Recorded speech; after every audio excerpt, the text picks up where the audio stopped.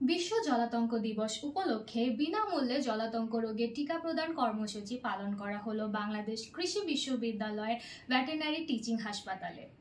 উক্ত অনুষ্ঠানে প্রধান অতিথি হিসেবে উপস্থিত ছিলেন প্রফেসর ডক্টর A.K. ফজলুল হক ভূঁইয়া, মাননীয় ভাইস চ্যান্সেলর, বাংলাদেশ কৃষি বিশ্ববিদ্যালয়, ময়মনসিংহ।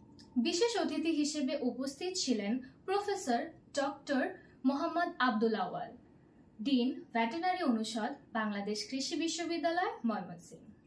উক্ত অনুষ্ঠানে জলাতঙ্ক রোগ ও তার প্রতিকার সম্বন্ধে উপস্থাপনা করেন ডক্টর মোসাম্মদ সোনিয়া পারভিন।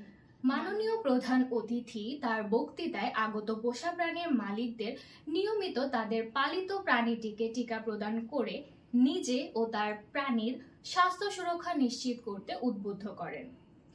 এই টিকা প্রদান কর্মসূচিটি সকাল 10টা থেকে বিকাল 4টা পর্যন্ত অনুষ্ঠিত হয়। ডক্টর রোকসানা পারভিনের সার্বিক উপস্থাপনায় অনুষ্ঠানের সভাপতি প্রফেসর ডক্টর মকবুল হোসেন আগত প্রাণীদের নিয়মিত টিকা প্রদানের পরামর্শ ও আগত সবাইকে ধন্যবাদ জানিয়ে অনুষ্ঠানের সমাপ্তি ঘোষণা করেন।